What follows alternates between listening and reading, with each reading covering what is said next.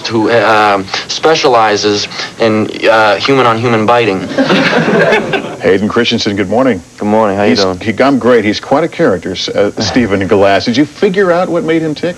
Well, I never got to meet him or speak with him, so I could never say definitively what motivated him. You know, having played him, I had to come up with my own reasons for you know, doing all those horrible misdeeds. And for those who don't know his story, he made up something like 27 out of 41 articles when he was at the New Republic.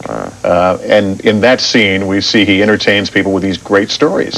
He was getting the scoops. He had a knack for being able to, you know, get people to sort of let their guards down a little bit, whether it was by making him laugh or being hyper apologetic. You know, he just sort of had this somewhat endearing quality to him that I guess was, you know, creating a climate that allowed for these lies to slip through the cracks. You finished up shooting, several months go by, the Jason Blair story. The New York Times breaks. Another reporter who apparently had made up some of his stories. When you heard that make the headlines, did you realize that this movie had just become even more relevant? Sure. I mean, I was actually in Sydney at the time, but you know, I'd heard through the grapevine that there was, you know, a second occurrence, and obviously it makes our film, you know, as timely as possible now. You're not a journalist, but you're a consumer of journalism, like most folks. Does this shake your faith in what you read and what you see?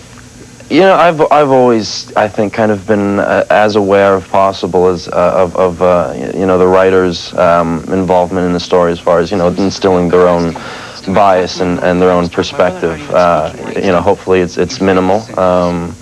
But I think, if anything, you know, my respect has just, you know, grown immensely. It's a pretty difficult profession. As we watch this movie, Stephen Glass is getting in trouble. They're on to him.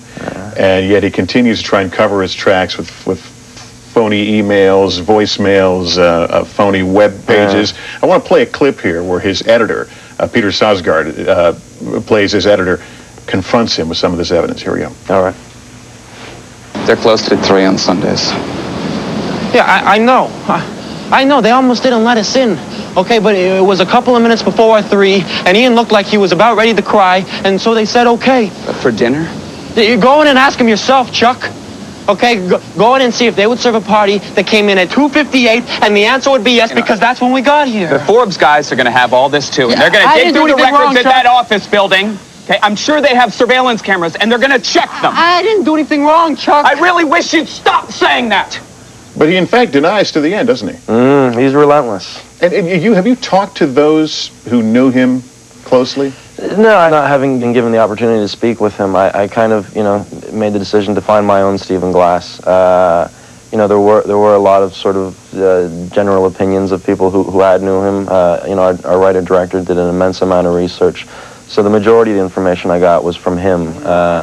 And I just kind of felt like it was redundant to talk to, you know, every single person that had any sort of means of relating to him, just because you can never observe intent, and that's all you can really play. So otherwise, you're just, you know, trying to achieve a result, and that's you know, first no-no in acting. Have you concluded, was he malicious or just deeply troubled? You know, when you're playing a character that is so flawed, you have to be as sympathetic as possible, and so I never saw it as an act of you know, of serious maliciousness. You know, I think he was just a victim of his own psychoses. You mentioned a moment ago you were in Australia. You were filming the latest Star Wars prequel. All finished? Yeah, latest and last. We finished principal photography about a month ago, and you know, I think George likes to go back and fine-tune it as much as possible. So I got a feeling, you know, a few months I could be doming the dark robes again. I know a lot of it's under wraps in terms of the script, but word is there's a big lightsaber battle at the end. What can you tell me about that? Yeah, that I can confirm for you. It's a pretty spectacular fight. Our choreographer did an amazing job of you know, creating this elaborate fight scene that has its own story instilled in it, and I think everyone will be, you know, very satisfied when they see it. Well, we look forward to seeing it. Excellent. And best of luck with Shattered Glass. Thanks so much. Hayden Christensen. The movie Shattered Glass is currently playing in New York and Los Angeles. It opens nationwide on November 14th. We'll be right back, but first, this is Today on NBC.